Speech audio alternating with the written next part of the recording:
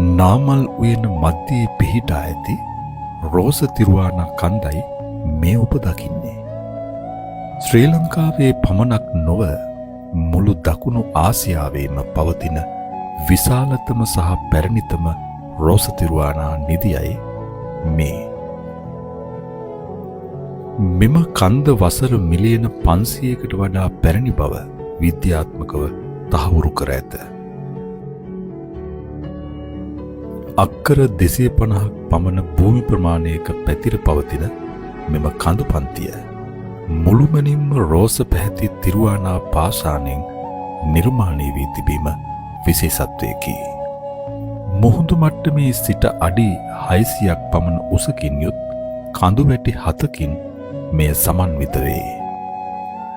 අපට ඇති ස්වභාවික සම්පත් අතර ඉතා වටිනා දුර්ලභ ස්වාභාවික සම්පතක් ලෙස රෝස තිරුවානා කන්ද හඳුන්වා දීමට පුළුවන්.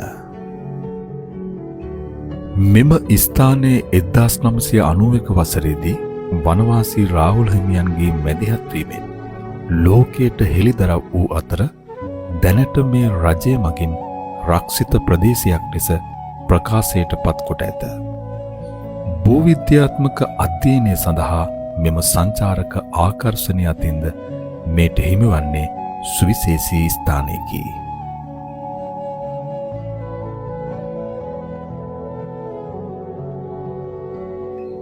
වසර මිලියන ගණනක් පැරණි මෙම රෝස තිරුවානා නිදිය ජාත්‍යන්තර මට්ටමින් ප්‍රසිද්ධියට පත් කිරීමට වනවාසී රාහුල හිමිපාණන් ගත් උත්සාහය අතිමහත්ය. අද වන විට මේ දකුණු ආසියාවේ විශාලතම රෝස තිරුවානා නිදිය ලෙස පිළිගැනීමට ලක්ව ඇත්තේ උන්වහන්සේ දුෂ්කරතා මැද්දේ රැකගත් දත්ත සහ තොරතුරු නිසාය.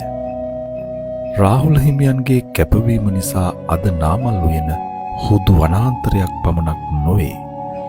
පර්යේෂකයන්ට, සිසුන්ට සහ සොබහත්